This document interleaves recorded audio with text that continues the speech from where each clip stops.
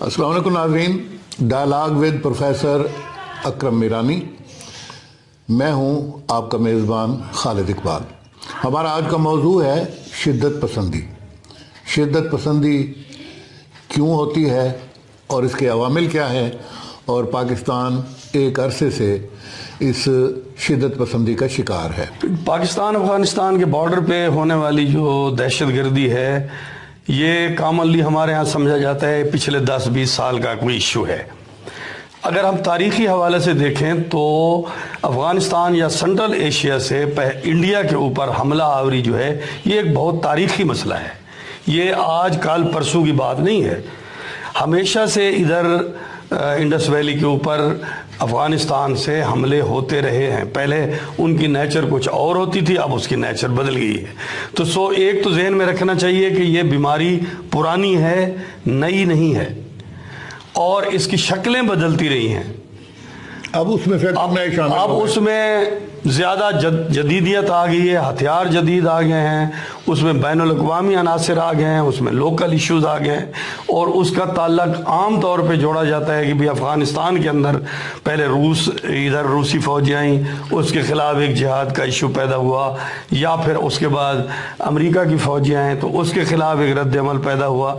ये बिल्कुल मौजूदा करीब की हिस्ट्री की बातें हैं, लेकिन ये ट्रेंड बहुत पुराना है, ये ज़हन में रखना चाहिए। जी बिल्कुल। तो ये ट्रेंड अगर पुराना है और ये दोबारा सर उठा रहा है, अब हमारा चैलेंज ये है कि हम ये समझ रहे थे कि जो वार अगेंस्ट टेरर पाकिस्तान ने लड़ी, और सारे सियासी लोग और पाकिस्तान की फ़ौज इन्होंने मुत्तहद होकर बैनुल अक़वामी सपोर्ट हासिल करके जो इनके ख़िलाफ़ तालिबान, पाकिस्तानी तालिबान, या उनको अब अल-कायदा या जो भी उनका नाम है, उनके ख़िलाफ़ जो वार लड़ी, तो हम समझ रहे थे कि शायद अब ये हमारी सक्सेस होगी और ये दोबारा वापस नहीं आएगी और जान छूट जाएगी।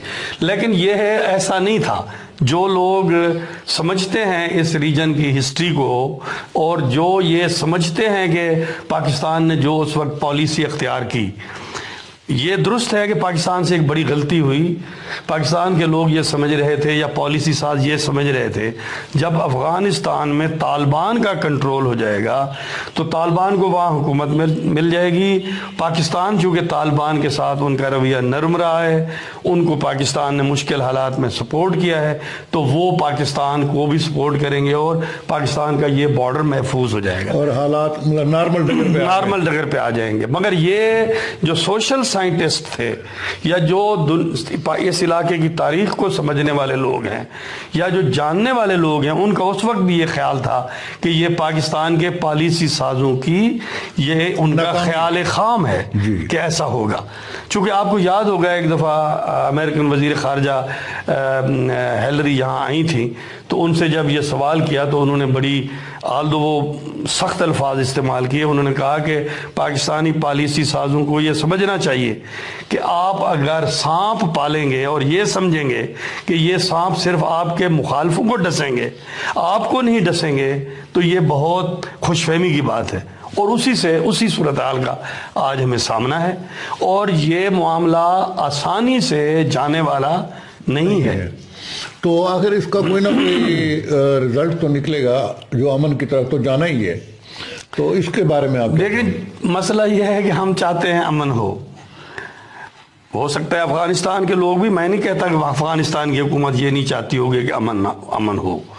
ईरान के लोग भी चाहते होंगे अमन हो, हमारे हिंदुस्तान के लोग भी चाहते हैं, पड़ोसी चाइनीज पड़ोसी सारे चाहते हैं कि अफगानिस्तान पीसफुल हो।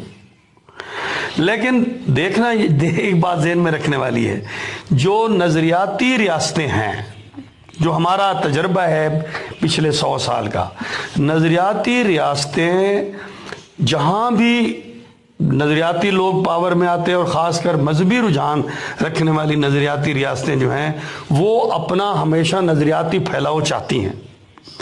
चूँकि देखें, मसला ईरान को आप देखिए, ईरान एक नज़रियाती रियासत है, वो एक मजहबी उसका मजहबी फ़िरका है, ख़ास रुझान है। अब आप उसके इर्द गिर्द देखें कि उसका असर क्या हुआ है। उसका असर عراق میں کیا ہوا ہے، اس کا اثر لبنان میں کیا ہوا ہے، اس کا اثر شام میں کیا ہوا ہے، اس کا اثر افغانستان میں کیا ہوا ہے، اس کا اثر پاکستان میں کیا ہوا ہے، حتیٰ کہ سعودی عرب سے بھی تعلق، سعودی عرب میں، اس کا یمن میں، ہمارے ملک میں آپ دیکھیں کتنا لمبا عرصہ شیعہ سنی دہشت گردی رہی ہے. تو یہ پرابلم ہوتا ہے. یہ افغانستان میں بھی چونکہ ایک خاص فکر رکھنے والے لوگوں کی حکومت آ گئی ہے. اب وہ جو اسی فکر رکھنے والے لوگ ہیں وہ ان کو کیسے کنٹرول کریں گے؟ وہ جب ان کے اوپر ہاتھ ڈالیں گے تو وہ ان سے سوال کریں گے کہ اگر اسلامائزیشن یا اسلام کا نفاذ افغانستان میں اچھی چیز ہے تو پاکستان میں کیوں نہیں ہونا چاہیے؟ ان کے پاس اس کا کیا جواب ہوگا؟ کوئی جواب نہیں ہوگا. نتیجتاً وہ ان کو روکنا چاہیں گے بھی تو بہت زیادہ نہیں روک پائیں گے. تو اس کے لیے ہمیں یعنی کوشچن یہ ہے کہ پاکستان کو کیا کرنا چاہیے. دراصل پاکستان نے جو پالیسی بنائی تھی پہلے، جب ہم نے تحریک طالبان پاکستان کے خلاف کارروائی کی، ہم اس پالیسی کو دوبارہ ریوائز کریں کہ ہمیں اپنے جو ملٹری ایسٹس ہیں، جو اپنی سیکیورٹی ہے، اس کو افغانستان کے سارے بارڈر کے اوپر بڑھانا پڑے گا. انٹیلیجنس بیس ہمیں ایکٹیویٹی ان کے خلاف کرنی پڑے گی اور اس کو ہر صورت منیمائز کرنے کی کوشش کرنی ہوگی. اب پرابلم یہ ہے کہ افغانستان میں جنگ کی وجہ سے ہم نے اس وقت جب روس کے خلاف جنگ ہو رہی تھی، یہاں جو مدرسے بنے، جو ادارے بنے اس جنگ کو آگے بڑھانے کے لیے، وہ جو فیکٹریاں بنی جہادی، ان کو تو ہم نے تبدیل نہیں کیا. وہاں سے اسی فکر اور سوچ والے لوگ آج بھی نکل رہے ہیں. ان کی اور تو کوئی کھپت نہیں ہے نا، تو جو ان کو فنڈ کرے گا وہ کسی نہ کسی کے اوپر حملہ آور ہوں گے. تو آپ کے خیال میں یہ جو مدارس ہیں ان کو ماڈرن تعلیم کے ساتھ جوڑنا چاہیے؟ ہاں، یہ دیکھیں جی، اس سلسلے میں ایک تو وہ ممالک جو ان اداروں کو چاہے وہ فنڈنگ کرتے ہیں، مثلا ہمارے ہاں فنڈ آتا ہے عرب ممالک سے آتا ہے اور ایران سے آتا ہے، تو ان کے ساتھ ڈائلاگ کرنا چاہیے کہ وہ اس طرح کی افکار کو فنڈ کرنا بند کریں. اگر وہ سے رہنا چاہتے ہیں، ہاں، کمیونٹیز کو اگر فنڈنگ کرنا چاہتے ہیں تو گورنمنٹ کے تھرو کریں. نمبر 1. نمبر 2 یہ ہے کہ جو مذہبی رہنما ان اداروں کو چلا رہے ہیں ان کے ساتھ ڈائلاگ کرنے کی ضرورت ہے کہ جناب یہ کاروبار جو ہے یا یہ معاملات جو ہیں، اس میں اب اگر یہاں سے دشمن چلے گئے ہیں، روس بھی چلا گیا، امریکہ بھی چلا گیا، تو اب اس کاروبار کو جاری رکھنا یا اس فکری ضرورت نہیں. نتیجہ اس کا نقصان یہ ہوگا کہ ہم ایک دوسرے کے ساتھ یہ توانائی لڑنے میں دست و گریباں ہونے پہ خرچ ہوگی. تو ان کو بھی انوالو کرنا چاہیے. لیکن ایسا عام طور پہ تاریخی تجربہ یہ ہے کہ ایسے لوگ بدلتے نہیں ہیں.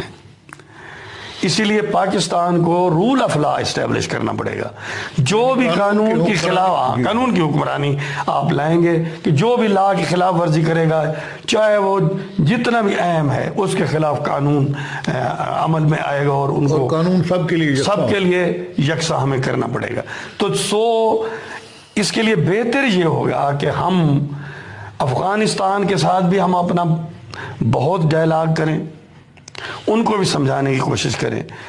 دوسرے جو ہمارے ریجنل کنٹریز ہیں امپورٹنٹ، جیسے ایران ہے، جیسے بھارت ہے، جیسے چائنا ہے، جیسے سنٹرل ایشیا کے تاجکس ہیں، ازبکس ہیں، رشیا ہے، ان سب کے ساتھ ایک ہمیں کنسنسس حاصل کرنے کی ضرورت ہے کہ افغانستان کو دوسرے ممالک میں حملہ آور ہونے والے گروہوں کا ایک سنٹر نہیں بننا چاہیے. اور اگر وہاں وہ طالبان حکومت کوئی مواقع فراہم کرتی ہے تو یہ سارے ممالک مل کے اس کے خلاف سخت کارروائی کریں. تو اور یہ کارروائی اس سے بھی ختم نہیں ہوگی، یہ بیماری اٹ ول کنٹینیو. ہمیں ذہن بنانا چاہیے کہ 10 سال تک یہ چلے گی. اس لیے ہمیں ایک لمبی پلاننگ کی ضرورت ہے. ایک ریجنل کوآپریشن بھی چاہیے اور ملک کے اندر بھی इत्तेफाक रह चाहिए इस मसले के जी, ऊपर, बिल्कुल। तब हमें कामयाबी हासिल होगी।